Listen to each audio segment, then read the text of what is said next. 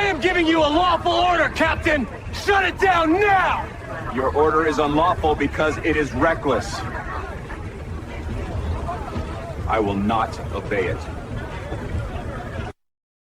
The silence came first, a profound and unnatural hush that swallowed the drone of interstate traffic.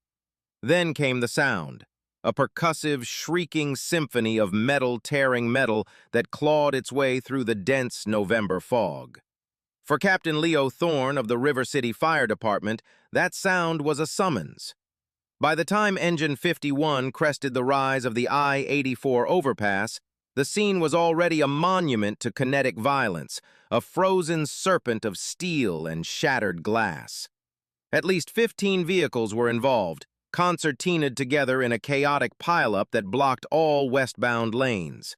A jackknifed semi-trailer formed the centerpiece, its trailer ripped open like a tin can, spilling its cargo of palletized paper across the asphalt.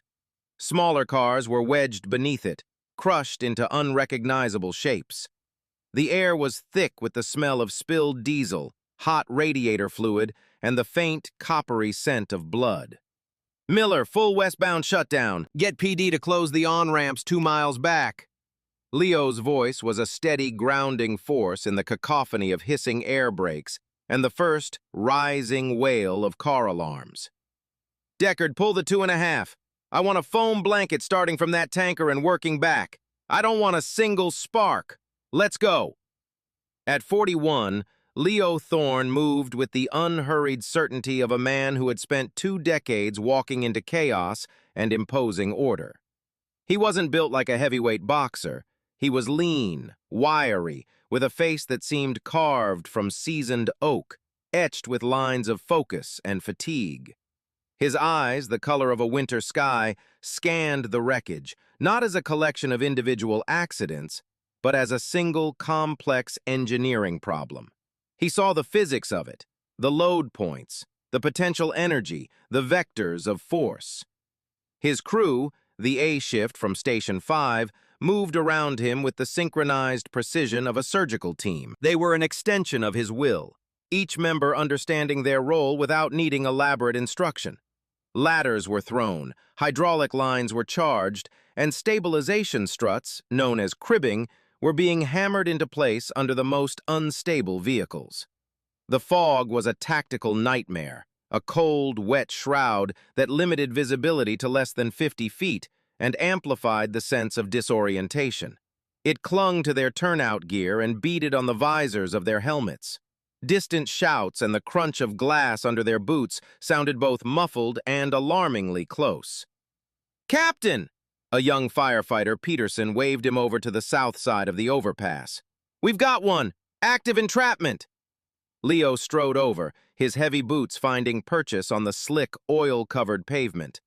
A late-model sedan had been T-boned by a pickup truck, and the combined force had slammed it against the concrete retaining wall of the overpass. The driver's side was crushed inward, the B-pillar bent into a cruel U-shape that pinned the driver to his seat.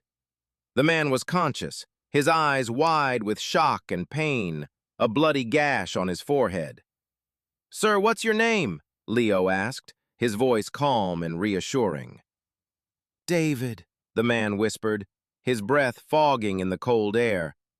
I can't feel my legs." "Okay, David, we're going to get you out of here. My name is Leo." Leo's eyes did a quick, practiced assessment. The dashboard was pushed down, trapping the man's lower body.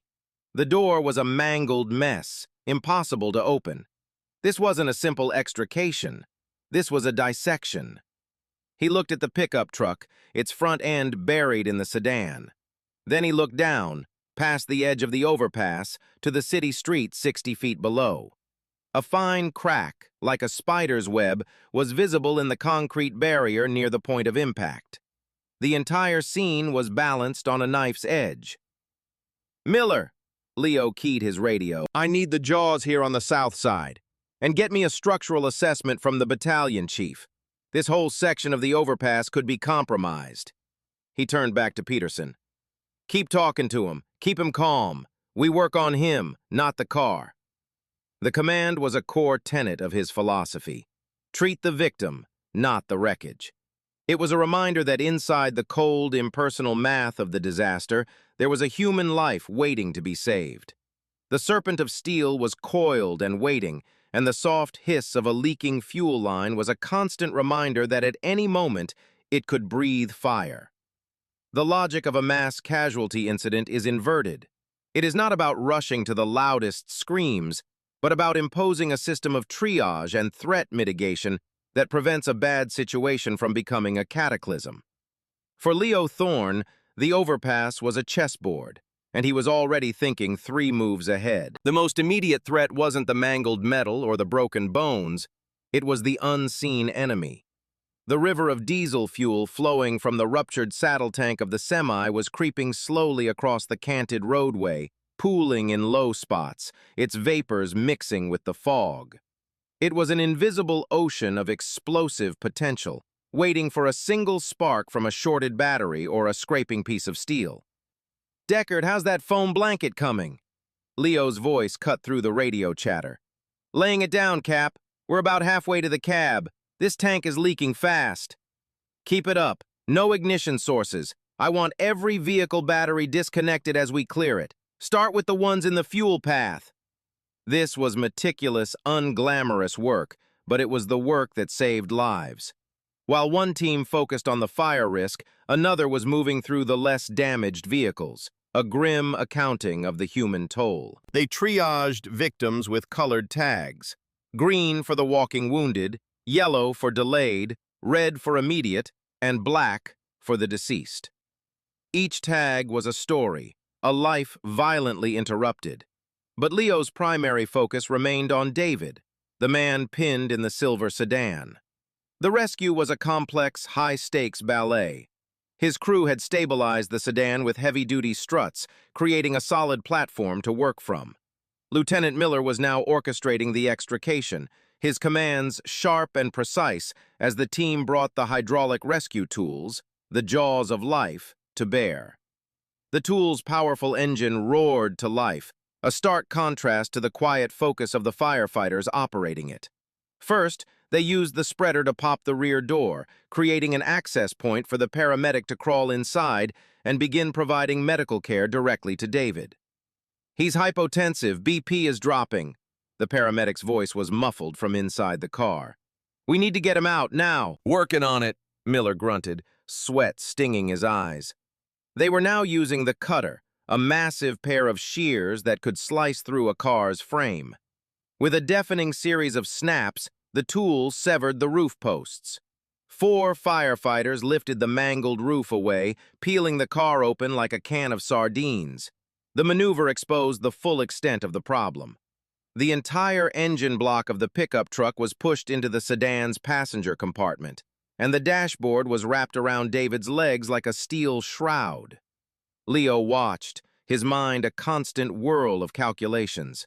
The position of engine 51 was critical. He had parked it at an angle, 50 yards back from the main wreckage, creating a formidable 40,000-pound shield. It protected the entire scene from the possibility of another vehicle barreling through the fog and turning the rescue site into a bowling alley. Its pump was the heart of the operation, supplying water to the foam line and hydraulic fluid to the rescue tools. Its emergency lights cast the only reliable illumination on the scene, cutting cones of red and white through the oppressive grayness. Moving it was not an option. It was the anchor, the fortress wall that allowed his crew to work with a semblance of safety. "Cap, battalion chief is on the line," his radio crackled. "He confirms your assessment, says that impact against the barrier looks bad. He wants all non-essential heavy vehicles kept off this section of the span." "Understood," Leo replied. The news confirmed his fears. The very ground they were standing on was fragile. The weight of the semi-truck, the other vehicles, and his own engine was putting immense stress on the compromised concrete. The logic of chaos demanded a delicate touch. You didn't just attack the problem, you contained it, managed it, and slowly, carefully disassembled it. Rushing would get people killed. Every piece of equipment, every firefighter was placed with deliberate intent. It was a system built on decades of experience. a violent, high-stakes puzzle he was solving one piece at a time. And just as they were preparing to make the final, critical cuts to free David, a new piece entered the board, one that didn't understand the rules. State Trooper Evan Riley arrived on the scene like a blast of cold, sharp air. At 36, he carried himself with the rigid posture of a man who saw the world as a series of problems to be solved with procedure and authority. He had a square jaw, a fresh military-style haircut, and an expression of permanent, low-grade impatience. His uniform was immaculate, his boots polished to a mirror shine, a stark contrast to the grime and sweat-soaked gear of the firefighters. He had spent the last hour dealing with the miles-long traffic jam this incident had caused, listening to angry tirades from stranded motorists and constant pressure from his superiors to get the interstate reopened. To him, this wasn't a rescue scene, it was a blockage. He parked his cruiser behind Engine 51, its blue and red lights adding to the disorienting strobe effect in the fog. He strode onto the scene with a purposeful gait, his eyes scanning not for victims, but for inefficiencies. He saw the foam blanket as a mess, the scattered equipment as clutter, and the angled fire engine as the primary obstacle. His mind, trained in traffic management and accident investigation, was already formulating a plan to clear a single lane. He believed that restoring order meant restoring flow. He located Leo near the wrecked sedan, observing the delicate extrication. Riley didn't approach with a question. He approached with a directive. "Captain," he said, his voice loud and clipped, designed to cut through the noise. "I'm Trooper Riley. I'm taking lead on traffic control. I need an ETA on when you can get this lane cleared." Leo turned, his focus momentarily pulled from the rescue. He recognized the type immediately, a lawman who saw a fire helmet and saw a subordinate. "Trooper, right now my ETA is on getting this man out of the car before he bleeds to death," Leo said, his tone even, professional. "We're not even thinking about clearing lanes yet." Riley's jaw tightened. He wasn't accustomed to being stonewalled. "Look, Captain, the entire westbound corridor is a parking lot. Commerce is at a standstill. I have a directive from command to get one lane open as soon as humanly possible. What's the holdup here?" He gestured vaguely at the complex rescue operation as if it were a minor inconvenience. "The holdup," Leo said, his patience thinning, "is a Class 3 entrapment on a structurally compromised overpass with a significant fuel spill. My priorities in order are life safety, incident stabilization, and property conservation. Reopening your highway comes a distant fourth. We move when it's safe, not a second before." Leo's authority on a scene like this was not granted by a badge, but by municipal code, state law, and the sheer undeniable reality of the situation. He was the incident commander. His training and experience gave him sole command over all tactical operations. Riley, however, operated from a different belief system. His world was governed by the penal code and traffic law. He saw a man in a fire uniform not as a commander of a parallel emergency service, but as an obstacle to his own clearly defined mission. "That's not good enough," Riley stated, crossing his arms. "I can see a viable path right there." He pointed toward the narrow gap between the wrecked semi and the retaining wall. "If you just move your engine, I can start filtering some of this traffic through." Leo stared at the trooper, a sense of weary disbelief beginning to dawn. He couldn't believe what he was hearing. The request wasn't just ignorant, it was reckless. Moving Engine 51 would mean abandoning the foam line, shutting down the hydraulic tools currently cutting a man from the wreckage, and, most critically, removing the only thing protecting his crew from being run down in the fog. "Trooper," Leo said, his voice dropping to a low, deliberate calm. "I'm going to say this once. That engine is not moving. It is protecting my people, and its pump is running this entire operation. We are not shutting it down. That is a final decision." This fundamental disconnect, born from two entirely different professional philosophies, was the spark. Riley saw a simple logistical problem. Leo saw a complex web of life-threatening hazards. On that cold, fog-shrouded stretch of asphalt, these two world views, one forged in the discipline of rescue and the other in the rigid text of the law, were about to collide with the force of a head-on impact. Trooper Riley's face hardened, the professional veneer cracking to reveal the rigid certainty beneath. To him, Leo's refusal wasn't a tactical assessment. It was a challenge to his authority. "Captain, you may not have heard me," Riley said, taking a half-step closer, his posture becoming more confrontational. "That wasn't a request. I am the ranking state law enforcement officer on this scene. I am giving you a lawful order to move your vehicle and cease obstructing this lane." The sheer absurdity of the demand was staggering. Leo's gaze flickered from Riley's clenched jaw back to the rescue operation. Miller's team was in the most vulnerable position imaginable, their bodies crouched low, their backs to any potential traffic, their entire focus on the man trapped in the car. Engine 51 was their guardian, a silent, unmoving sentinel. "Son, you don't know what you're asking," Leo said, making one last attempt to reason with him.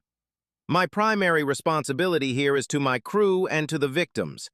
Moving that engine compromises the safety of every single person on this overpass. The pump is running the jaws of life that are currently cutting a man's legs free. The foam line is preventing a diesel fire that would engulf this entire scene. And that truck is the only thing stopping a 70-mile-an-hour F-150 from plowing through my firefighters in this fog. Now I have a job to do. I need you to step back and manage your traffic." Leo turned his back on the trooper, a clear act of dismissal. It was a signal that the debate was over. He keyed his radio. "Miller, what's your status on that dash displacement?" "We're setting up the ram now, Cap." Miller's voice crackled back, strained with effort. "Dash is crushed down tight. This is the last step. 5 more minutes." 5 more minutes. In the world of emergency services, 5 minutes could be a lifetime. It was the lifetime David, the trapped driver, was fighting for. But Riley couldn't see that. He only saw the defiance. The words "lawful order" were, to him, a sacred incantation that demanded obedience. Leo's refusal was not just a disagreement, it was insubordination. "I am not going to tell you again, Captain," Riley's voice cut in, louder this time, laced with a fury that brooked no argument. He moved to stand directly in Leo's path. "You are interfering with a state investigation and obstructing a public thoroughfare. Move that truck now, or I will place you under arrest." The world seemed to slow down. The roar of the hydraulic pump, the groaning of stressed metal, the distant shouts, it all faded into a dull hum. Leo looked past Riley's rigid form. He saw the focused intensity on his crew's faces as they positioned the hydraulic ram against the car's A-pillar, preparing to push the entire dashboard off the victim. He saw the paramedic inside the car, holding the man's hand. He saw the thin, spiderweb crack in the overpass barrier. Everything in his training, his experience, his very soul, screamed that to obey Riley's order would be a catastrophic dereliction of his duty. It wasn't a lawful order because it was a manifestly unsafe order. It demanded he actively endanger lives to satisfy a logistical convenience. It was an invitation to disaster. "Trooper," Leo said, his voice now devoid of any warmth, as cold and hard as the steel surrounding them. "Your order is unlawful because it is reckless. I will not obey it. I am the incident commander. Now get the hell out of my way before you get someone killed." The words hung in the fog-choked air, a final, irrevocable line drawn in the asphalt. For Trooper Evan Riley, a switch flipped. The perceived challenge, the outright refusal to comply, short-circuited any remaining capacity for reason. The pretense of professional disagreement vanished, replaced by the raw, blunt instrument of enforcement. His face, already red with anger, darkened. "That's it," Riley bit out, his right hand moving with practiced speed. "You're done." He unclipped the handcuffs from his duty belt. The metallic rasp of the chain was shockingly loud, a sound that didn't belong amidst the methodical sounds of rescue. It was the sound of a line being crossed, a point of no return. It was the sound of one public servant deciding to make another a prisoner in the middle of a life-or-death operation. A sense of profound, weary disbelief settled over Leo Thorne as he watched the handcuffs appear. It was actually happening. This trooper, blinded by ego and a complete misreading of the situation, was going to arrest him, the incident commander, in the middle of a complex rescue operation. "Don't be a fool," Leo said, his voice low and steady, a last-ditch attempt to inject sanity into the moment. "Put those away. You have no idea what you're doing." "I know exactly what I'm doing," Riley snarled, stepping forward. "I'm arresting you for felony obstruction of a governmental operation. Turn around. Put your hands behind your back." The scene took on a surreal, slow-motion quality. Lieutenant Miller, who had been directing the hydraulic ram team, saw what was happening and started jogging back toward them, his face a mask of confusion. "Hey, what the hell is going on?" Several other firefighters stopped what they were doing, their heads turning in unison. They stared, slack-jawed, as the state trooper advanced on their captain. On the other side of the wreckage, motorists who had gotten out of their cars now raised their cell phones, the small red dots of recording lights blinking in the smoky haze. They knew they were witnessing something far stranger than a car crash. Leo stood his ground. He made no move to comply, nor did he resist. He simply stood there, a bulwark of defiance in his heavy turnout gear. "I will not turn around," he stated, his voice ringing with authority. "I am in command of this incident, and I have firefighters and civilians to protect. You are interfering with my duties, trooper." That was all the justification Riley needed. He saw Leo's stillness not as professional resolve, but as passive resistance. He lunged forward, grabbing Leo's left arm, which was thick and unyielding in its protective bunker coat. "I said turn around, now!" The physical contact was the final catalyst. Leo instinctively tensed, a lifetime of physical training reacting to the hostile grip, but he did not pull away. He would not give Riley the satisfaction of claiming he'd resisted. "Get your hands off me," Leo commanded, his voice rumbling with controlled fury. Miller arrived beside them, his hands up in a placating gesture. "Trooper, calm down! We have a man dying in that car. This is insane!" Riley ignored him. His entire focus was on Leo. With his free hand, he grabbed Leo's other arm. The disparity in their size and weight made it an awkward struggle. Riley was strong, but Leo was a solid mass of muscle and gear. It was like trying to wrestle a statue. "Stop resisting!" Riley yelled, the strain evident in his voice, though Leo was doing nothing of the sort. He managed to wrench Leo's right arm behind his back, the thick material of the coat bunching up. He fumbled with the handcuffs, his movements clumsy with adrenaline. The first cuff snapped shut over the bulky sleeve of the turnout gear, not even touching skin. He pulled Leo off balance, spinning him around with a surge of effort. Finally, he secured the second cuff, linking the captain's hands awkwardly behind his back. Click. The sound was final, definitive. Captain Leo Thorne of the River City Fire Department stood in the middle of the interstate overpass he was sworn to make safe, in front of the men he was sworn to lead, and was now a prisoner. The absurdity of it was a physical weight. He could feel the eyes of his crew on him, shocked, confused, and suddenly leaderless. He looked over Riley's shoulder at the wrecked sedan. Miller and the rest of the rescue team were frozen, their life-saving work grinding to a halt. The hydraulic ram sat silent. Inside the car, the paramedic looked out, his face a picture of disbelief and horror. David's life was hanging by a thread, and the command structure designed to save him had just been decapitated. "My God," Leo breathed, not in anger, but in despair. "He's going to get someone killed." Riley shoved him forward toward his patrol car. "You're the one who's going to get someone killed," he spat, misinterpreting the comment as a threat. "You should have followed my orders."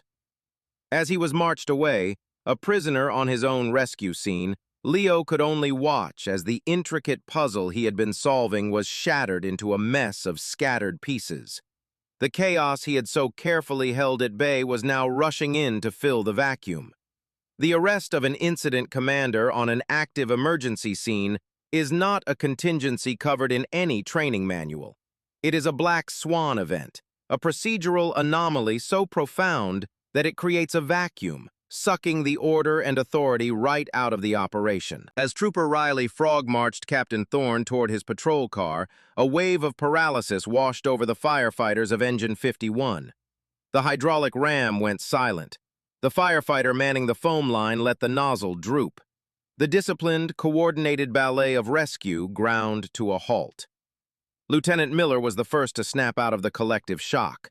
A 15-year veteran, a man Leo had personally mentored, he was steady and capable, but the expression on his face was one of pure, unadulterated disbelief. He watched his captain being put in the back of a police car, and for a critical second, he was just a man watching his friend get arrested. Then training kicked in. He was now the highest-ranking fire officer on scene. He was in command. "Keep working, let's go!" Miller roared, his voice cracking slightly. "Rescue team, get that ram back online! Deckard, keep that foam moving, don't just stand there!" His voice galvanized the crew back into action, but the rhythm was broken. The seamless communication, the unspoken understanding that came from working under a commander they trusted implicitly, was gone. Now every order felt hesitant, every action second-guessed. They were a team without a quarterback. The laws of physics, however, felt no such hesitation. The sedan, which had been meticulously stabilized, chose that moment of lapsed attention to shift. It was a tiny movement, a mere half-inch sag as the weight settled differently on the cribbing blocks. But it was enough. A sharp groaning sound came from the wreckage, and the hydraulic ram, which had just begun to pressurize again, slipped from its purchase point on the A-pillar. "Ram slipping!" a firefighter yelled, scrambling back. The delay was critical. They now had to deflate the ram, reposition it, and start the slow, painstaking process of pressurizing it again. Inside the car, the paramedic's voice was now urgent. "He's losing consciousness! We're losing him!" Meanwhile, inside Riley's patrol car, Leo sat in the back, his cuffed hands trapped uncomfortably behind him. The thick turnout gear made the space impossibly cramped.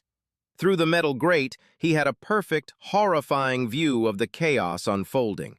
He saw the ram slip. He heard the paramedics' urgent cries. He saw Miller, a good firefighter, stretched to his breaking point, trying to direct a rescue while simultaneously trying to comprehend the insanity of the situation. Every firefighter's worst nightmare is losing control of a scene. Leo was living it, forced to be a spectator at his own disaster. He slammed his shoulder against the plexiglass partition. "Trooper, look!" he yelled, his voice muffled. "That rescue is failing! My men need their commander! You have to let me go!" Riley, standing outside the car, talking into his radio, glanced back at the scene, then at Leo in his rearview mirror. He saw the frantic activity, but his mind had already framed the narrative. This wasn't his fault.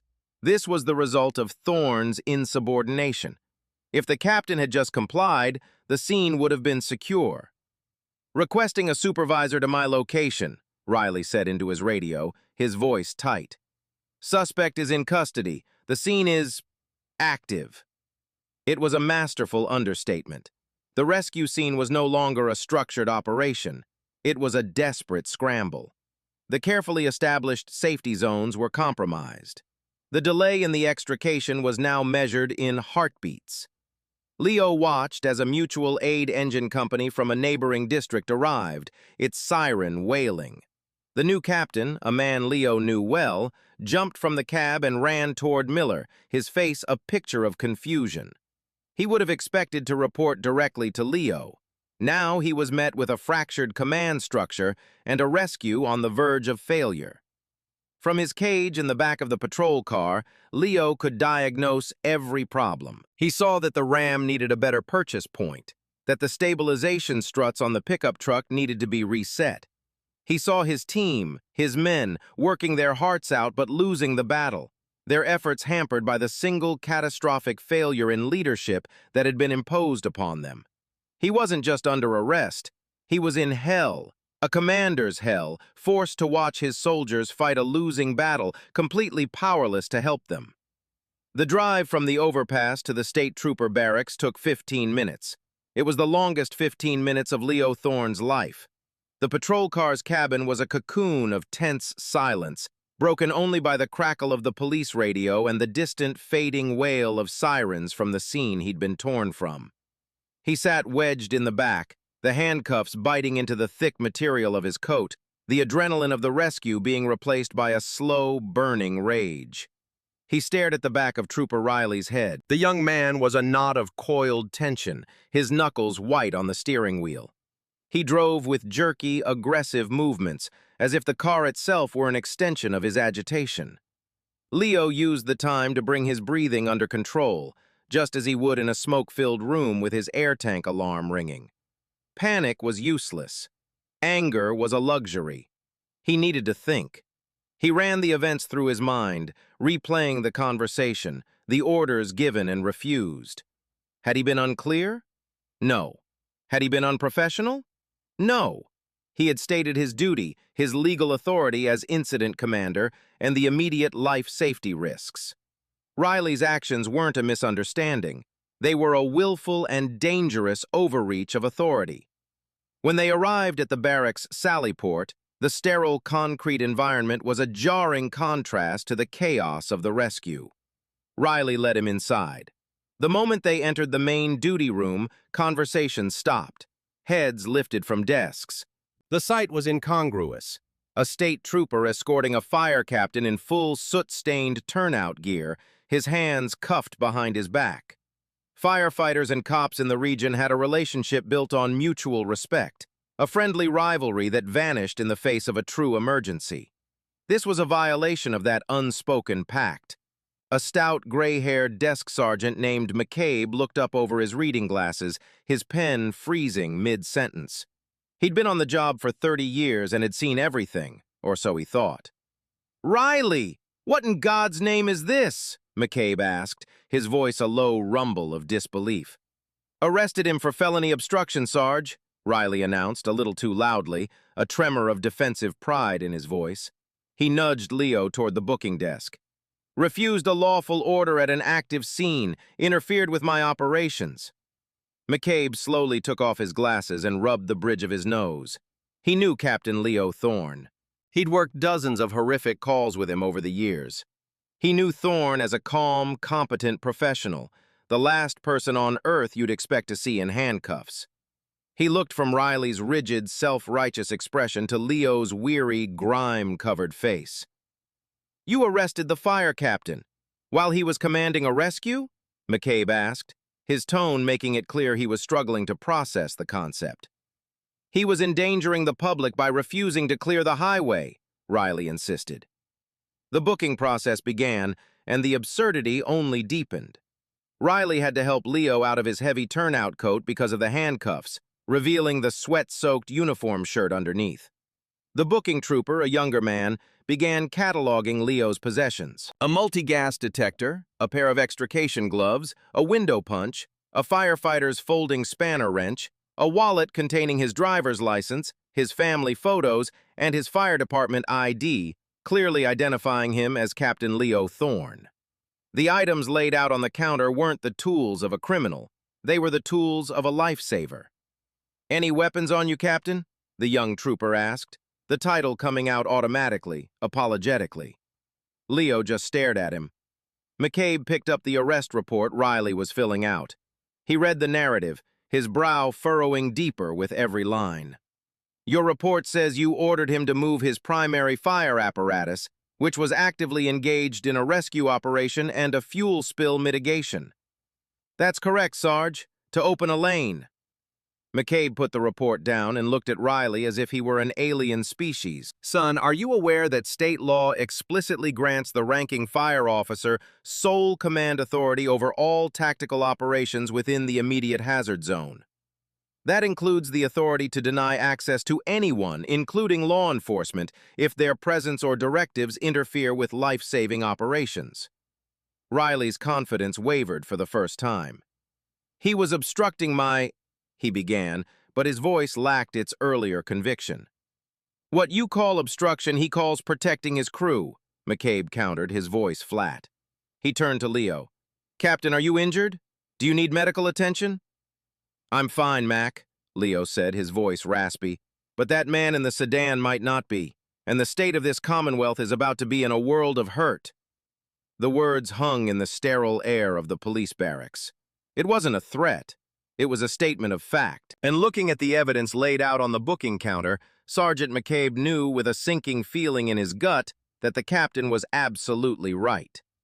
The moment Trooper Riley's voice crackled over the state police radio, stating he had one in custody and identifying the arrestee as the fire captain from the I-84 scene, the information spread through the state's emergency services network like a live wire. In the central dispatch center, a stunned silence fell over the room as dispatchers looked at each other in disbelief. The transmission was immediately flagged and escalated. Back at the chaotic scene, Lieutenant Miller, in between shouting orders to reposition the hydraulic ram, had managed to get on his own radio to his battalion chief. His transmission was a strained, almost breathless summary of the impossible situation. "Chief, be advised, command has been compromised. Captain Thorne has been taken into custody by state police. I've assumed command. The extrication has been delayed." The battalion chief, a grizzled veteran named O'Connell, nearly drove his SUV off the road. "Repeat that, Miller. Say again your last transmission." "Sir, PD has arrested the captain, on scene, for obstruction." Within minutes, the news reached the highest levels of both departments. And crucially, it reached the one organization built for moments precisely like this, the River City Firefighters Union, Local 22. Union President Mike Costello was in a budget meeting at City Hall when his phone buzzed with a priority text. He excused himself, read the message, and his face turned to stone. Costello was a retired fire captain himself, a bulldog of a man who viewed his union members as his own family. An attack on one was an attack on all. The arrest of a captain on his own active rescue scene wasn't just an attack, it was a declaration of war. He made 2 calls. The first was to the fire chief, informing him in no uncertain terms that the union was mobilizing its full legal resources. The second call was to a number on speed dial, one reserved for the most serious situations. "Jessica, it's Mike. We have a 5-alarm emergency and it's not a fire. I need you at the State Trooper Barracks on Highway 12. Now." Jessica Morales was the union's secret weapon. She was a partner at a high-powered downtown law firm, a former prosecutor who had switched sides to specialize in civil rights and labor law. She was sharp, relentless, and possessed a formidable understanding of the intricate laws governing emergency services. She was known for her meticulous preparation and a courtroom demeanor that could dismantle a hostile witness with surgical precision. She was, in short, the last person the state's attorneys ever wanted to see walking into a negotiation.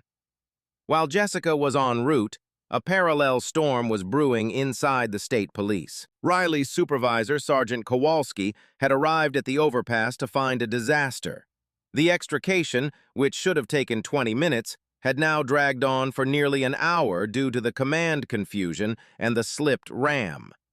The trapped driver, David, had finally been freed, but he was in critical condition, his prognosis uncertain due to the extended crush time and subsequent blood loss. "Where is Trooper Riley?" Kowalski demanded. "He arrested our captain and left," Miller yelled back over the noise. "Took him to the barracks." Kowalski's blood ran cold. He got back in his car and sped to the station, a feeling of dread growing with every mile.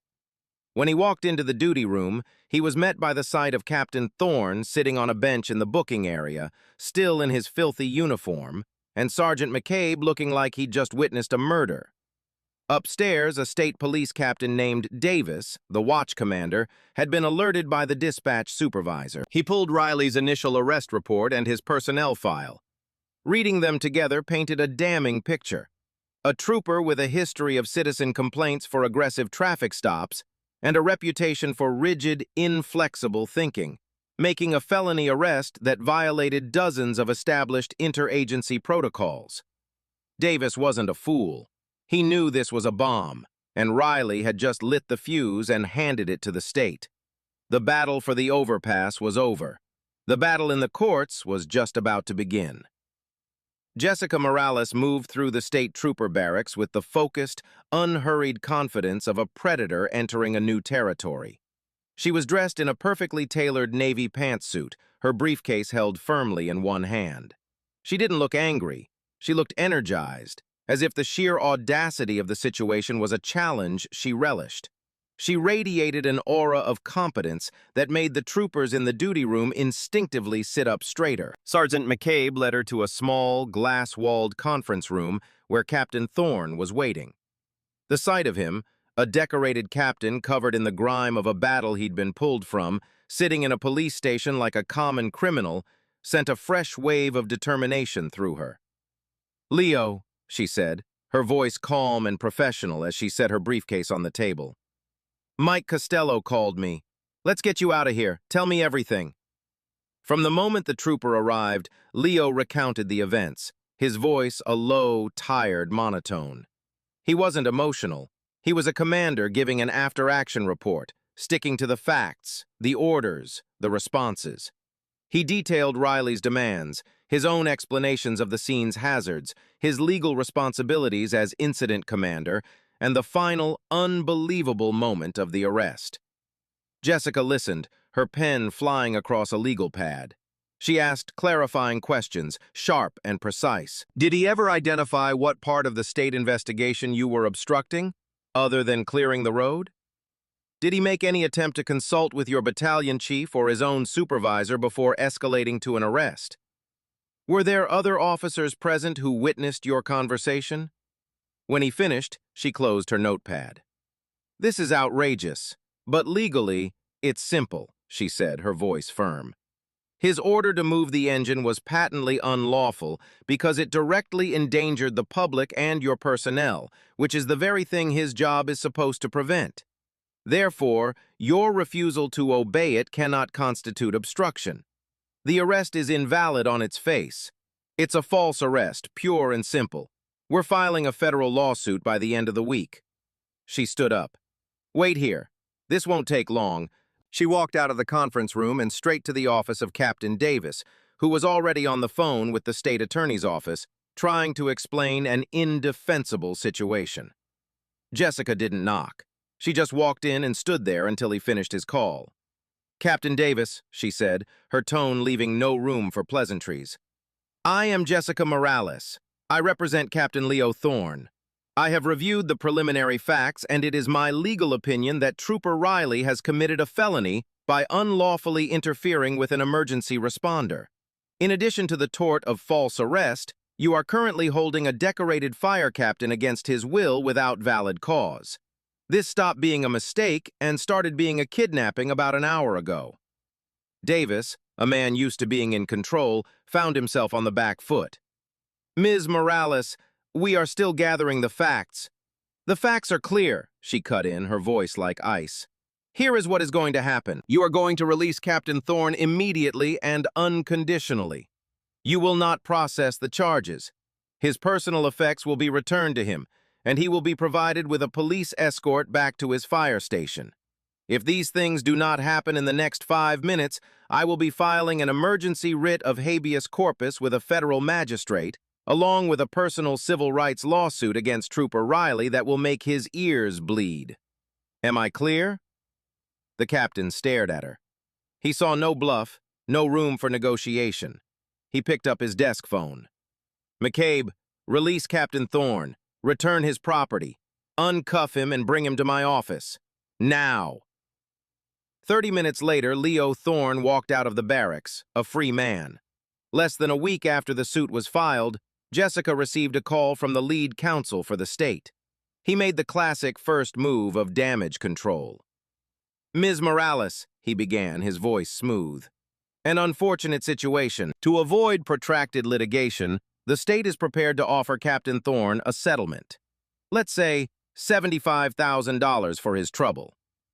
Jessica was silent for a moment, letting the insult of the offer hang in the air. "Let me be clear," she said, her voice dangerously calm. "We are not interested in trouble money. We are interested in justice and systemic change. The answer is no."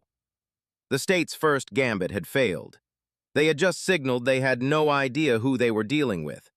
The state's insulting offer had the opposite of its intended effect. Instead of signaling a quick end to the conflict, it solidified the resolve of Leo and his team. When Jessica relayed the $75,000 offer to Leo and Mike Costello at the Union Hall, Costello laughed out loud. 75 grand? He scoffed. That wouldn't even cover the overtime costs for the units that had to cover his. They think we're idiots. No, Jessica corrected, her expression grim. They think we can be bought off cheaply. They're testing us. They want to see if this is about money or about principle. Leo leaned forward, his face set in stone. I didn't get arrested for doing my job to walk away with pocket change, he said, his voice resolute.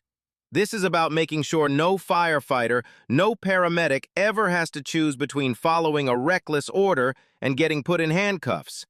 I don't care if it takes 5 years. I want the policy changed. I want troopers trained to understand that an incident commander's word on a hazard scene is law. Period. That was all Jessica needed to hear. Then we prepare for war, she said. The first battle is for public opinion. The battle began sooner than they expected. A truck driver who had been stuck in the traffic jam had filmed the entire confrontation and arrest on his phone from a high vantage point in his cab. The footage was shaky, and the audio was distorted by the wind, but the visuals were undeniably clear. A uniformed state trooper arguing with a fire captain, followed by the shocking image of the firefighter being handcuffed and led away, while his crew looked on in stunned disbelief. The trucker, incensed by what he saw, sent the video to a local news station. The story broke on the 6 o'clock news. The headline was electric. Hero fire captain arrested while saving a life on I-84. The news station aired the cell phone footage, juxtaposing it with an interview with a shaken but grateful witness who described how Captain Thorne and his crew had worked tirelessly to save the trapped driver. The story was an instant sensation. It was picked up by national news outlets and went viral on social media within hours. The image of a firefighter being arrested while actively engaged in a rescue was a powerful, visceral symbol of authority gone wrong. Hashtag #StandWithThorne began trending on Twitter. The city of River City was officially in crisis mode. The governor's office was flooded with angry calls. The state police superintendent was in emergency meetings, his entire department's reputation suddenly under siege. The viral video was a public relations cataclysm. It wasn't a nuanced legal argument. It was a simple, damning narrative that everyone could understand. The good guy had been arrested by the bad guy. The story reached the family of David Miller, the man Leo's crew had pulled from the wreckage. David had survived, though he faced a long and difficult recovery. His wife, in a tearful television interview, credited Captain Thorne and his crew with saving her husband's life. "That man is a hero," she said, her voice trembling with emotion. "And to think he was arrested for doing his job. It's a disgrace. That trooper should be the one in trouble, not him."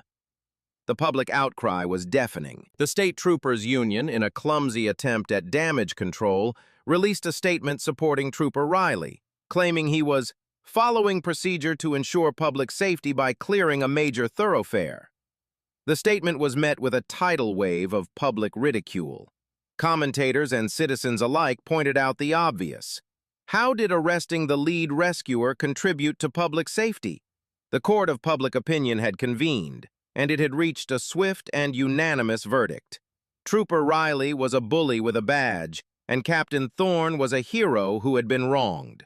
The state's legal department, a risk-averse entity by nature, knew they were in an untenable position. Their quiet, cheap settlement was now a fantasy.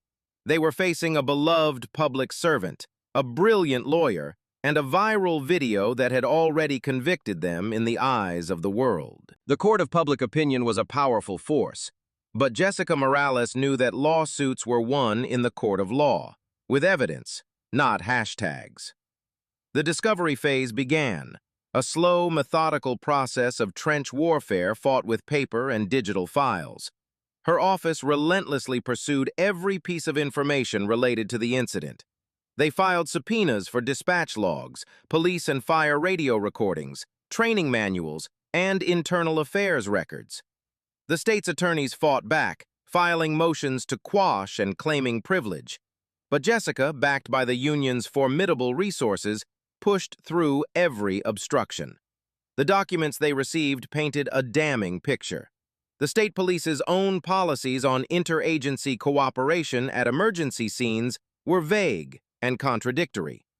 Trooper Riley's training records showed he had scored the minimum passing grade on the section covering the Incident Command System, ICS, the national standard for managing emergencies. His personnel file, once unsealed by court order, confirmed a pattern of aggressive conduct, with multiple citizen complaints that had been dismissed with a slap on the wrist.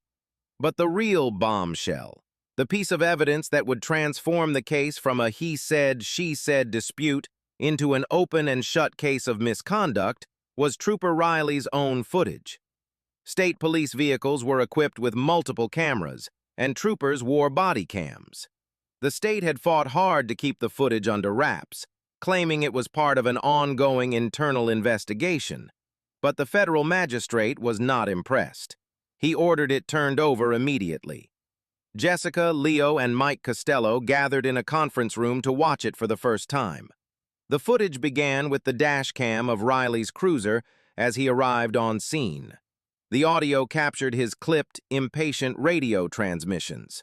Then, it switched to his body cam.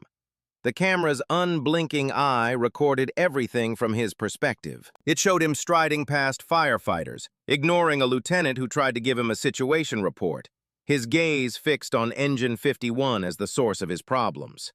He was a man on a mission, and that mission was to clear the road. Then came the confrontation with Leo. The camera captured Leo's calm, professional demeanor, his clear and repeated explanations of the tactical situation and the life-threatening hazards. "Trooper, that engine is protecting my people. Its pump is running this entire operation." The words were crystal clear, Leo's tone firm but not aggressive. In stark contrast, the footage exposed Riley's escalating agitation. His voice grew louder, his interruptions more frequent. The camera's microphone picked up his side of the radio conversation, where he grandiosely announced he was dealing with an uncooperative fire captain. The most damning portion was the moment of the arrest. The camera showed Leo standing his ground, not moving, not threatening. It then recorded Riley shouting, "Stop resisting!" while the visual evidence showed absolutely no resistance. The lens jerked and bounced as Riley struggled to cuff the fire captain, making his actions look more like an assault than a controlled arrest. It captured Lieutenant Miller's desperate pleas to stop, which Riley completely ignored. But the final devastating blow was the aftermath.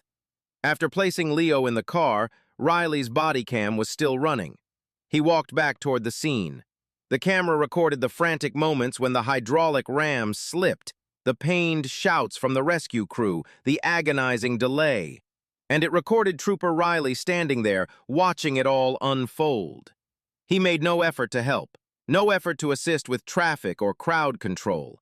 He was a passive observer, watching the disaster he had precipitated unfold. His face, when he glanced down and it was briefly visible in the reflection of a car window, was a mask of grim satisfaction. He had won his power struggle, and the consequences were irrelevant. When the video ended, the conference room was silent. Leo stared at the blank screen, his jaw tight. Costello let out a long, low whistle. "My God," he whispered. "He recorded his own crime." Jessica Morales was already on her laptop, drafting a new motion. "This changes everything," she said, her voice electric with a litigator's excitement. "This isn't just evidence anymore. This is the whole case." The body camera, a tool intended to promote police accountability, had become their star witness. She filed a copy of the footage with the court and sent another to the state's lead counsel with a simple, 3-word email. "Your move now." The deposition of Trooper Evan Riley took place in a sterile beige conference room at a neutral law firm. It was a formal legal proceeding conducted under oath, with a court reporter transcribing every word. Riley arrived flanked by the state's lead counsel and a nervous-looking police union attorney. He wore his dress uniform, presumably to project an image of professionalism and authority. He looked confident, almost cocky, but a muscle twitching in his jaw betrayed his nerves. Leo Thorne was there, sitting silently beside Jessica Morales. His presence was a strategic choice. Jessica wanted Riley to have to look at the man whose life he had upended while he answered her questions. For the first hour, Jessica was disarmingly calm. She walked Riley through his background, his training, his years on the force. It was a standard, almost boring procedure designed to lull him into a false sense of security. Then she pivoted to the day of the incident. Trooper Riley, when you arrived on scene, what was your primary duty as the first responding state police officer? She asked. To secure the scene, maintain a perimeter, investigate the cause of the accident, and restore the flow of traffic as soon as safely possible, he answered, the words sounding rehearsed. And what did you observe upon arrival? I observed a major motor vehicle accident, a fire department on scene, and a complete blockage of a major interstate. Let's talk about that blockage, Jessica said, leaning forward slightly. In your report, you state that Engine 51 was the primary obstacle to opening a lane. Is that correct? Yes. It was parked in a way that prevented any vehicles from passing. Were you aware that Engine 51 was positioned in that manner to act as a blocker unit, a standard safety procedure to protect first responders from being struck by other vehicles in low visibility conditions? I was aware it was blocking the road, Riley said evasively. Were you aware that its pump was supplying power to the hydraulic rescue tools that were, at that very moment, being used to cut a critically injured man from a crushed vehicle? I knew they were working on an extrication. And were you aware, Jessica's voice sharpened, that the same pump was supplying a foam line that was suppressing highly flammable diesel fuel vapors that had saturated the scene? The fire department was handling that, he deflected. So you, with no expert qualifications in fire suppression or rescue tactics, felt your assessment of traffic logistics superseded that of a 20-year veteran fire captain in every one of these critical life-saving areas. Is that correct? Riley's confident demeanor began to fray. He wasn't listening to me. He was arrogant. Jessica's eyes narrowed. This wasn't about safety, was it, Trooper? It was about Captain Thorne not showing you what you felt was the proper respect. He was insubordinate, Riley snapped, raising his voice. The state's attorney put a calming hand on his arm. Jessica let the outburst hang in the air for a moment before continuing. She stood up and walked to a large monitor at the end of the room. Let's review a piece of evidence, shall we? She played the body camera footage. The room was silent as they watched the entire confrontation play out. They watched Riley yell, "Stop resisting!" at a stationary man. They watched him ignore the critical rescue as he marched Leo to his car. They watched him stand idly by as the rescue faltered in the command vacuum he had created. When it was over, Jessica turned back to Riley. His face was pale. "Trooper Riley," she began, her voice cold and precise. "Your body camera shows Captain Thorne standing perfectly still when you accuse him of resisting. Can you explain that discrepancy?" Silence. "It shows you standing by, watching as the extrication of a critically injured man is delayed after you arrested the one man on scene legally responsible for that operation. Can you explain why you made no effort to assist?" Silence. "Can you explain to me, Trooper Riley, how arresting a fire captain and delaying a life-saving rescue helped you restore the flow of traffic as soon as safely possible?" Riley looked to his lawyers for help, but they could offer none. He was trapped by his own words, his own actions, all captured on his own camera. He shouldn't have defied my order," he finally stammered, his voice barely a whisper. Jessica walked back to the table and sat down. She looked directly at him, her gaze unflinching. "One final question, Trooper. At any point during this entire incident, did it ever occur to you that Captain Thorne might have been right?" the deposition was over. Riley's defense, his justifications, his entire professional identity had been systematically dismantled under the harsh glare of the truth. His own testimony had confirmed he was driven not by procedure or evidence, but by a bruised ego and a fatal misunderstanding of his own authority. The transcript would be a monument to his folly, and Jessica Morales had just chiseled it in stone. The day after Trooper Riley's disastrous deposition, the state's legal department went into full-blown panic mode. The lead counsel had the transcript on his desk, and it read like a confession. It was a 7-hour record of an officer digging his own professional grave, one defensive, illogical answer at a time.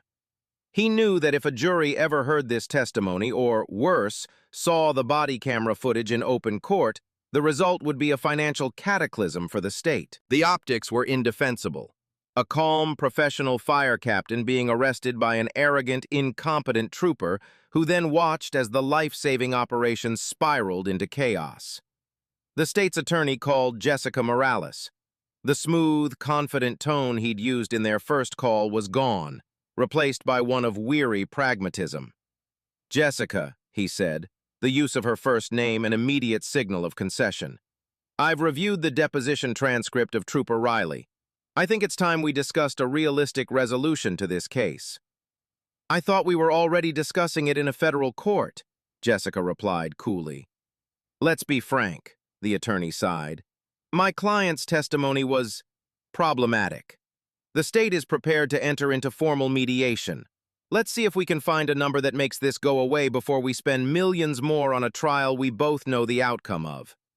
Mediation was the last stop before a full-blown trial. It was a formal settlement conference presided over by a neutral third party, usually a retired judge. It was where both sides laid their cards on the table in a final attempt to avoid the massive cost and uncertainty of a jury verdict.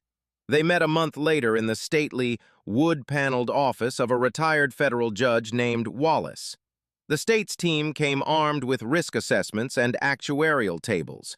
Jessica Morales came armed with the body camera footage on a laptop, Riley's deposition transcript in a thick binder, and Captain Leo Thorne, dressed not in a suit, but in his immaculate Class A fire department dress uniform, his chest adorned with ribbons of valor.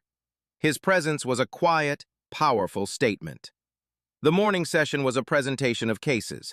The state's attorney argued that it was a case of miscommunication under pressure, a mistake made in good faith. He emphasized that Riley had no prior sustained disciplinary actions, conveniently ignoring the dozen dismissed citizen complaints.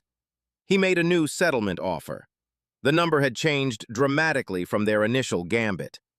"The state is prepared to offer Captain Thorne a settlement of $2 million, he announced. Judge Wallace, an old, shrewd jurist with eyes that had seen it all, listened patiently. Then he turned to Jessica. She didn't make a counteroffer. She didn't argue legal theory. She simply stood up and played the body camera footage for the judge. She let the unblinking witness tell the story. As the video played, she would occasionally pause it. "Here, Judge," she'd say, pointing to the screen, "is the moment Captain Thorne explains his legal duty as incident commander and the multiple life-threatening hazards on scene. And here is the moment Trooper Riley ignores him. Here is Captain Thorne making the correct tactical decision to maintain the blocker engine to protect his firefighters. And here is Trooper Riley ordering him to remove it. And here, Judge," she said, her voice dropping, "is the critical rescue faltering in the moments after Captain Thorne is arrested, while the officer who created this chaos stands and watches." When the footage was over, she placed the thick binder of Riley's deposition on the table with a heavy thud. "And this," she said, "is 7 hours of Trooper Riley confirming under oath that his actions were motivated by ego, not public safety." Judge Wallace called for a lunch break. When they reconvened, he looked at the state's legal team with an expression of profound disappointment. "Gentlemen," he said, his voice quiet but carrying the weight of the federal bench, "I'm going to be blunt. You don't have a case. You have a catastrophe.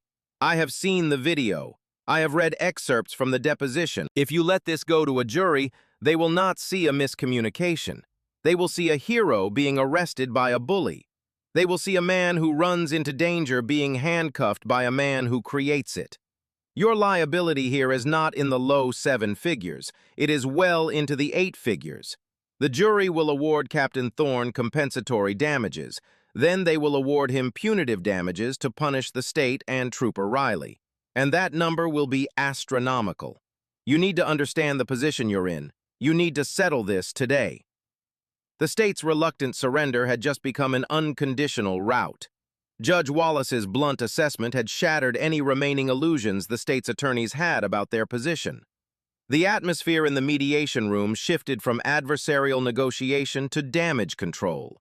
The question was no longer if they would pay, but how much it would cost to stop the bleeding. The state's lead counsel, a man accustomed to wearing a poker face, now looked like a player holding a losing hand, desperately trying to minimize his losses. The negotiations dragged on for the rest of the afternoon. The numbers began to climb, each new offer a testament to the state's growing desperation. 3 million, 5, 8. With each offer, Jessica Morales would simply shake her head. Leo sat beside her, a silent, powerful presence in his dress uniform. He said nothing, his stoic demeanor making it clear that this was not about finding his price. "Ms. Morales, what is your number?" the state's attorney finally asked, his frustration evident. "We need a target to work with." Jessica leaned forward. "You're still thinking about this in terms of money, which is why you're not getting it," she said. "Before we even discuss a dollar amount, we are going to discuss the one condition that is entirely non-negotiable." She slid a single piece of paper across the polished table. "We want a mandatory, top-to-bottom overhaul of the state police's training and policies regarding interaction with other first responders at emergency scenes. We want it drafted by a joint committee of fire and police command staff, and we want it court-enforced, with federal oversight for the first 5 years. Without that, there is no deal. We will see you at trial." The demand stunned the state's legal team. They were prepared to write a check, but this was a demand for institutional surrender.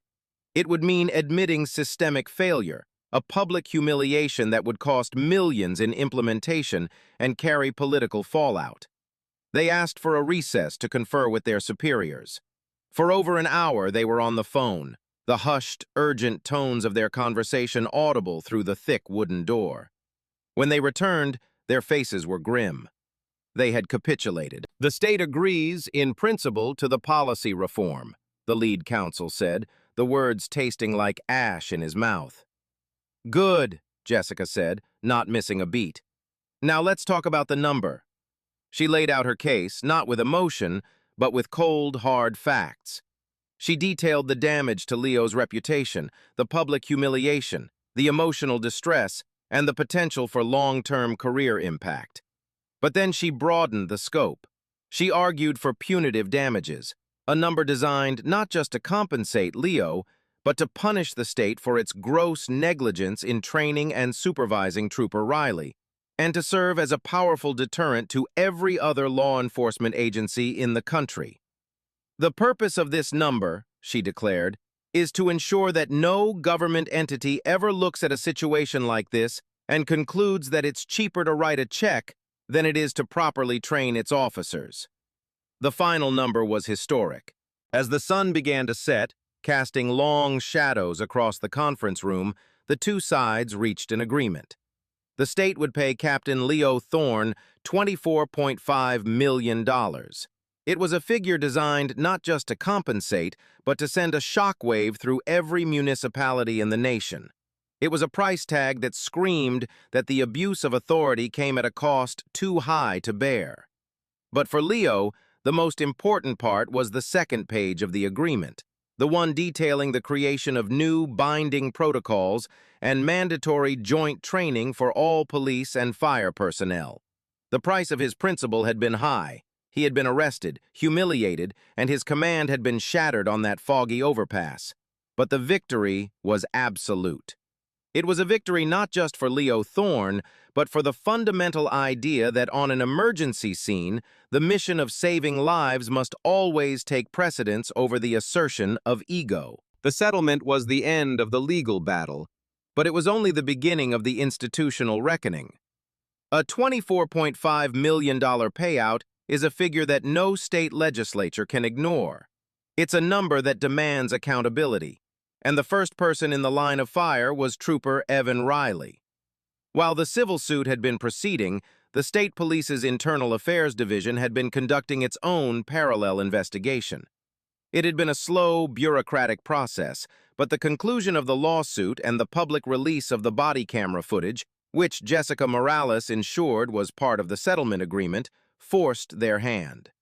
The IA report was scathing. It found that Trooper Riley had violated no fewer than 7 departmental policies: dereliction of duty, abuse of authority, conduct unbecoming an officer, failure to follow the interagency cooperation protocol, filing a false report by claiming Thorne had resisted arrest, insubordination by ignoring the directives of the on-scene incident commander, and causing discredit to the department.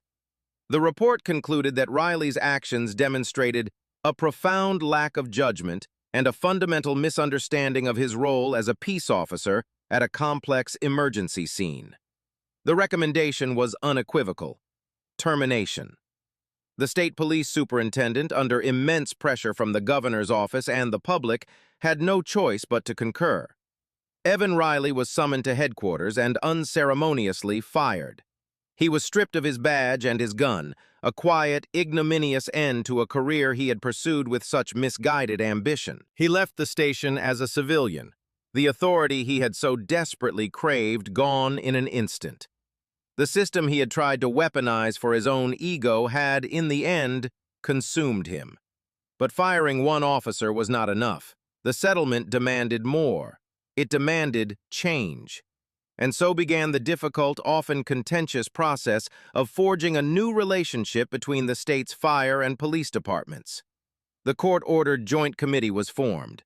It was co-chaired by the state fire marshal and a new state police superintendent, a reform-minded outsider who had been brought in to clean up the mess. The committee included command staff from both sides: battalion chiefs, police captains, union presidents, and veteran training officers. Leo Thorne was asked to be a part of it. At first, he refused, wanting only to go back to his job. But Jessica and Mike Costello convinced him that his presence was essential. He was the living embodiment of why this committee existed. His voice would carry more weight than anyone else's. The meetings were tense. Decades of cultural differences and ingrained tribalism separated the two departments. But the shadow of the $24.5 million settlement hung over every discussion. Failure was not an option. Leo rarely spoke, but when he did, everyone listened. He didn't talk about his arrest or his feelings. He talked about tactics, safety, and the non-negotiable realities of a hazard zone. When a car is wrapped around a tree, the only thing that matters is the stability of the vehicle and the condition of the patient, he explained in one meeting. That is a science. It's not a matter of opinion. The incident commander is the only person on scene with the training and real-time information to make life-or-death decisions. The police role is to support that mission, secure the perimeter, control traffic, handle the public. It's a vital role, but it is a support role. The moment a police officer tries to assume tactical command, the entire operation fractures. And that's when people get hurt. Slowly, painstakingly, they hammered out a new set of protocols. The language was clear and unambiguous. It explicitly affirmed the fire department's incident commander as having supreme authority over all tactical operations within the established hot zone of any fire, hazmat incident, or complex rescue. It detailed the specific support roles of the police, and most importantly, it created a new, mandatory 40-hour joint training program for all new recruits and a 16-hour refresher course for all veteran officers and firefighters. This new protocol, which began to be adopted by other agencies as a model, became unofficially known throughout the state's emergency services community as the Thorne Mandate. Out of the ashes of a disastrous conflict, a stronger, more integrated system of public safety was being built. It was a painful, expensive, and necessary transformation. Mark Gallo returned to his post at Station 27 3 months after the settlement was finalized. The welcome he received from his crew was quiet but profound. There were no grand speeches, just firm handshakes, slaps on the back, and the comfortable, unspoken camaraderie of men who had been through a battle together. Slipping back into the familiar rhythm of 24-hour shifts, the blare of the alarm, the routine of checking equipment was a balm to his soul. This was where he belonged. But the world outside the firehouse had changed. The settlement had made him a reluctant public figure. He was no longer just a fire captain, he was a symbol. His name was synonymous with the fight for the rights of first responders. He received letters and emails from firefighters and paramedics across the country, each sharing their own stories of police interference, of being bullied at scenes, of facing discipline for prioritizing patient care or firefighter safety over a police officer's demands. He realized the problem was far more widespread than he had ever imagined. His case was not an anomaly. It was simply the one that had been caught on camera and litigated to a stunning conclusion. After a long conversation with Evelyn Reed and Frank Costello, Gallo made a decision. He took a significant portion of his settlement, $5 million, and used it to establish the First Responders Legal Defense Fund. It was a national nonprofit organization with a simple mission: to provide legal resources and financial support to any firefighter, EMT, or paramedic facing legal challenges, retaliation, or disciplinary action for performing their duties correctly at an emergency scene. Evelyn Reed agreed to serve as the fund's chief counsel, assembling a network of pro bono attorneys across the country. Frank Costello, using his national union connections, spread the word. The fund became a beacon of hope for first responders who felt isolated and unprotected. It leveled the playing field, ensuring that a volunteer firefighter in rural Montana had the same access to top-tier legal representation as a union member in a major city. The fund's first case was on behalf of a paramedic in Texas who was being sued by a local sheriff's department for refusing to let deputies take a drunk driving suspect to jail before he could be medically cleared at a hospital. The paramedic had insisted the suspect's head injury from the crash required immediate evaluation.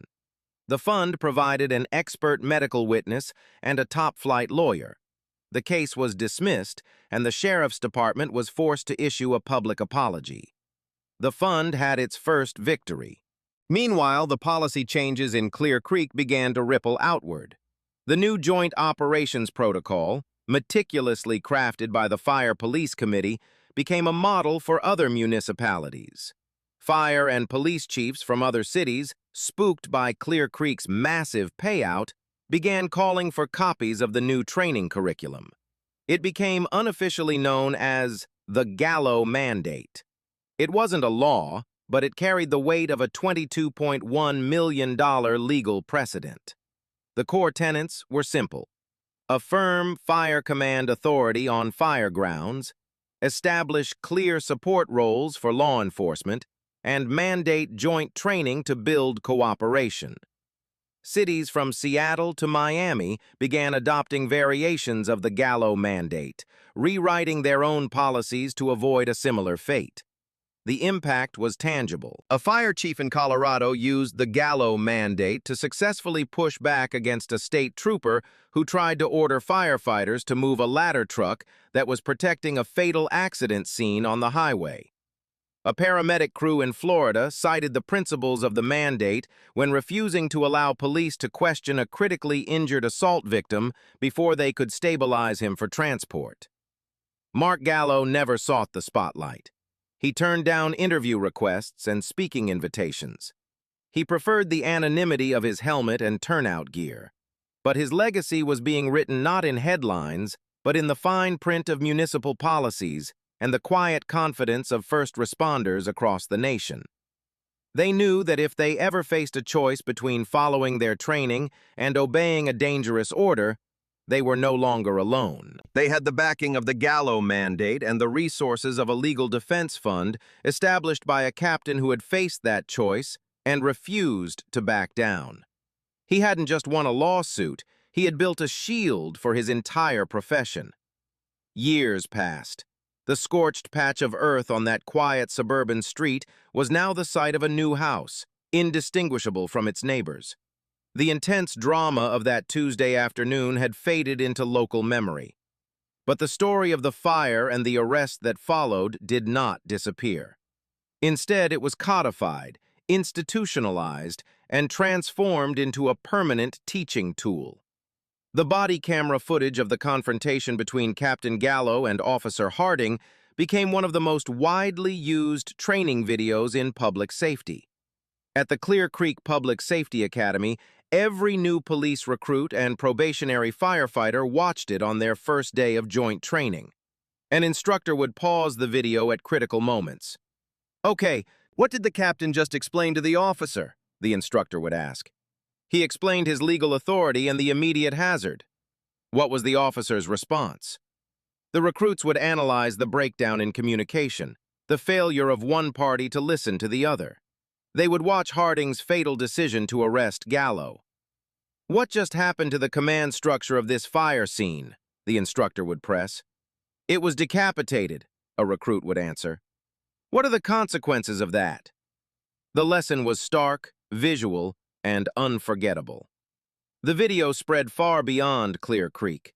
It became a required case study in criminal justice programs at universities and in constitutional law classes at law schools, a perfect real-world example of the limits of authority under the Fourth Amendment.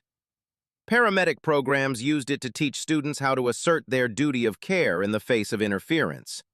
The case of Gallo versus City of Clear Creek became a legal touchstone, cited in subsequent lawsuits and legal opinions. It established a powerful precedent that the authority of an incident commander at a life-threatening emergency was not just a matter of policy, but a matter of established law. The actions of first responders, when based on accepted training and protocols for preserving life, were protected. Mark Gallo eventually retired after 35 years of service. He never became chief, preferring to stay on the line in the captain's seat of Engine 27 until his last shift. His retirement party was a simple affair at the Union Hall, attended by hundreds of firefighters, paramedics, and even some police officers, including the new police chief, Rossetti, who had come up through the new system of joint training. In his brief remarks, Gallo didn't mention the lawsuit or the settlement. He talked about his crew, about the privilege of the job, and about the trust the public places in a uniform. "They call us on the worst day of their lives," he said, his voice thick with emotion. "Our only job is to make that day a little bit better, a little bit safer. Everything else is just noise." His true legacy wasn't the money or the fame he never wanted. It was in the thousands of emergency scenes that unfolded differently because of what happened that day. It was in the police officer who now instinctively asks the fire captain, "How can we help, Cap?" instead of issuing orders. It was in the paramedic who confidently tells an officer, "This patient isn't stable enough for an interview," knowing the law is on their side. It was in the fire crew that works seamlessly with police to secure a scene, each respecting the other's role, their joint training having forged a bond of mutual understanding. The legacy was prevention. The battle had been fought once, brutally, in front of a burning house in Clear Creek, so that countless others would never have to be fought again. One captain's refusal to sacrifice his duty for the sake of compliance had redefined the very nature of authority for generations of first responders, ensuring that the mission, to protect and to serve, would always come first. The story of Mark Gallo and Dale Harding is a stark reminder that conflict often arises not from malice, but from a profound failure of perspective. What drove Officer Harding was likely not a desire to see a house burn down, but a dangerous cocktail of ambition, insecurity, and a cognitive bias known as professional tunnel vision. In his world, the most important thing was the criminal case he was building in his mind. He was so focused on the end, a potential arson conviction, that he became blind to the immediate, life-threatening means of the fire itself. His badge, which should have been a symbol of public trust, became a shield for his ego. He couldn't fathom a world where his authority wasn't absolute, where a different uniform carried a superseding duty. This mindset, the inability to see beyond one's own role in a larger, more complex event, is a quiet poison in any hierarchical system. We can ask ourselves, what if things had been different? What if Captain Gallo, fearing for his career or simply seeking to avoid conflict, had complied? What if he had ordered his men to kill the lines? The house would have collapsed sooner. The fire would have spread to the neighbor's home with even greater ferocity, and the lives of his firefighters, forced to stand by and watch, would have been put at an even greater risk from the uncontrolled blaze. Compliance would have been the easy path, but it would have been a path leading to certain disaster and an unforgivable dereliction of his duty. His defiance was not an act of ego, it was an act of profound responsibility. The lesson here transcends the uniforms.